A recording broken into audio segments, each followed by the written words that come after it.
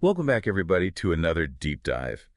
This time we're going super specific and looking at a study that could change the way we think about pain management in dogs, especially for those dealing with something called neuropathic pain. Ah, yes. And just to be clear, for anyone who's not familiar with the term, neuropathic pain is basically chronic pain that stems from nerve issues. Yeah, it's not just your typical tissue damage. Right. Like if you sprain your ankle, that's going to hurt. But that's different from this kind of pain that comes from a nervous system that's not quite working right. Exactly. And what's really fascinating about this particular deep dive is that we're not just talking about some fancy new drug. Oh. The study we're looking at actually explores a plant-based extract. Okay, hold on. A plant-based extract for pain. Yep, it's called Macleaya cordata.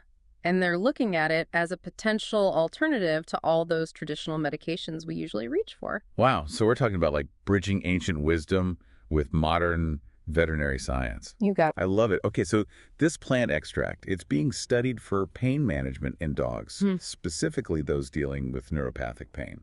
That's right. And it's actually a really significant problem for our furry friends. It's estimated that somewhere between 7 to 8% of dogs experience this kind of pain. Wow. That's a lot more than I would have guessed. Yeah, and it can be incredibly debilitating for them. Imagine, even a gentle touch feeling like a jolt of electricity. Oh, gosh, that's awful. That's the reality for many dogs with this condition, and the specific study we're looking at today, it was published in Wiley Veterinary Medicine International. Nice, reputable source. Yeah, and they focused on dogs with a condition called cervical intervertebral disc disease, or IVDD. Ah. Okay, IVDD. So for those who don't speak fluent vet, that basically means a slipped disc in the neck. Exactly, and one of the unfortunate side effects of that can be this extreme sensitivity to touch. Ouch. That makes sense. I guess when you've got a nerve being pinched or irritated, every little thing is going to feel magnified. Right, and that sensitivity to touch, that's called hyperesthesia. Hyperesthesia, got it. So the researchers wanted to see if this Macleaya extract could help these dogs who are experiencing hyperesthesia because of their IVDD. That's the gist of it. They basically wanted to compare it head-to-head with Pregabalin, which is a very commonly prescribed drug for neuropathic pain. Okay, so it's like a classic showdown natural remedy versus the pharmaceutical powerhouse. Exactly. Already hooked. All right, so to set the scene, we've got 10 dogs, all diagnosed with IVDD and experiencing hyperesthesia as a result. Yep. And they split them into two groups. Group 1 gets a standard pregabalin treatment twice a day for 2 weeks, and Group 2 receives the Macleaya extract once a day for the same amount of time. That's right. Okay, makes sense. But now I'm curious, how do you even measure pain in a dog?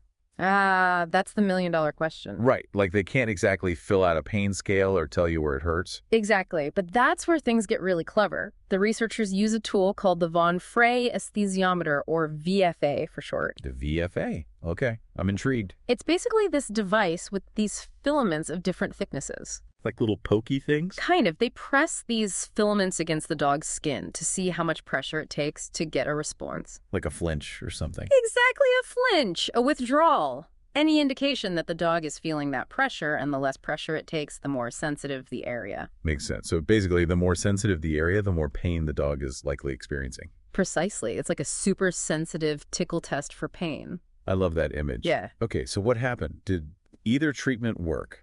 Well, here's where things get really interesting. Both groups showed significant improvement. Wow. So both the Macleaya extract and the pregabalin helped these dogs. Yes, but there's a catch. The Macleaya group actually showed a much faster response. Really? So they were feeling better quicker. By day 7, they were already showing a decrease in sensitivity, meaning less pain. But the pregabalin, it took a bit longer. So the plant extract worked faster than the traditional medication. That's what the study suggests with pregabalin. You didn't see significant improvement until day 14. That's amazing. But of course, with any treatment, we have to think about safety. Were there any side effects? That's the burning question. And thankfully, the researchers were on top of it. They closely monitored the dog's blood work throughout the whole study to watch out for any red flags. Okay, good. What did they find?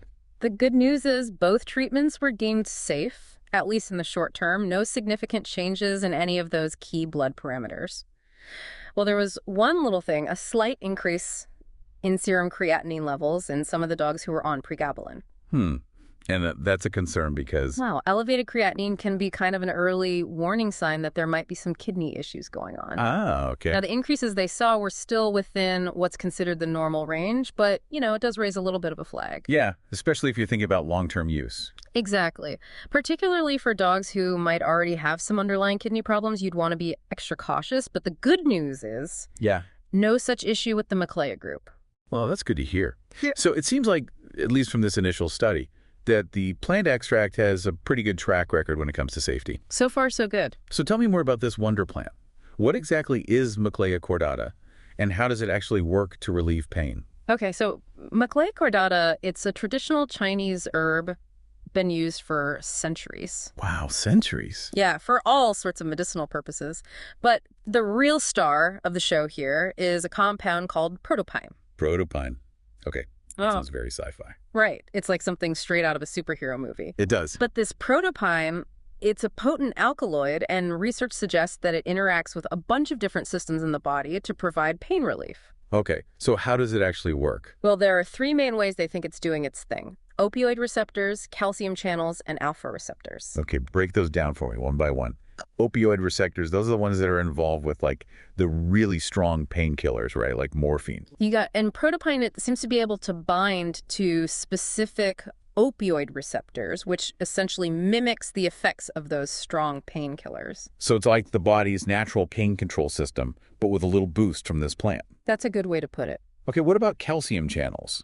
I think you mentioned earlier that pregabalin also works on those. You're right. Calcium channels are super important for transmitting pain signals throughout the nervous system. And so if you can block those channels, then you can essentially stop those pain signals from getting through. Precisely. And that's how pregabalin works now. Protopine seems to have a similar effect, but the exact mechanism might be a little bit different. Okay, so both treatments kind of achieve the same outcome, less pain, but they take slightly different routes to get there. That's the idea. Fascinating. All right, last one. Alpha receptors, what do those do?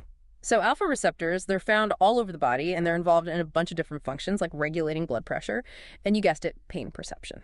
And what protopine seems to do is activate certain alpha receptors, which can further contribute to its pain-relieving effects. Wow, so this little plant is like a triple threat when it comes to fighting pain. No wonder it showed such promising results in the study. It's pretty impressive, and you know what's even better? What? This study, it really highlights the safety profile of Macleaya extract. Oh, yeah, we were talking about that earlier, about how they looked at the blood work and everything. Exactly. They were specifically looking at liver and kidney function because, as we know, those are often the first things to show signs of trouble if a medication is causing problems. Right, like the canary of the coal mine. Exactly. And what did they find? Well, you said the Macleaya group didn't have any of those creatinine issues that the pregabalin group did. Right. No significant changes in any of the key blood parameters after 2 weeks of treatment with the Macleaya extract. That's really reassuring, especially for pet parents who are looking for natural alternatives. I know, and there's even more good news. The study authors, they actually cited another study where healthy dogs were fed a diet that contained Macleaya extract. Like they were just eating it as part of their regular food. Pretty much. And get this, no adverse effects were observed. Wow, so even with long-term exposure, it seems to be well tolerated. At least in those studies. Of course, every dog is different and, you can't rule out individual sensitivities or unforeseen reactions. Of course. Got to say that always consult with your vet before starting any new treatment. Absolutely, especially if your dog has any pre-existing health conditions. Okay, so it sounds like we've got this amazing plant-safe, effective, potentially faster acting than traditional medication. What's the catch? Well, research, there are always limitations to consider. Ah, yes, the fine print. For starters, the sample size in the study, it was fairly small. We touched on that earlier, only 10 dogs, right? Exactly. And while that's, a good starting point, you can't really draw sweeping conclusions based on such a small group. We need more data, more dogs, more research. Exactly. We need to see if these results hold true in a larger, more diverse population. And another thing is, they didn't do advanced imaging on all of the dogs. Also like MRIs and stuff. Right. They were all diagnosed with IVDD, but without imaging, you can't be 100% certain that there wasn't something else contributing to their hyperesthesia. Ah, I see. So it's like, we know they were in pain, but we can't be totally sure that the IVDD was the only thing causing it. Exactly. And then finally, this was a short-term study, only 2 weeks. So we don't know how the Macleaya extract performs over the long haul. Right. Will it continue to be effective? Will any potential side effects pop up with prolonged use? Those are all questions that still need to be answered. Okay, so valid points. But even with those limitations, the findings of this study are still pretty exciting. Oh, absolutely. I mean, it opens up a whole new world of possibilities for managing pain in dogs and who knows, maybe even other species. It's definitely food for thought. But before we get too carried away, let's take a moment to just kind of recap everything we've learned so far. Welcome back to the deep dive. I feel like we've uncovered some truly fascinating stuff here about Macleaya cordata and its potential for treating neuropathic pain in dogs.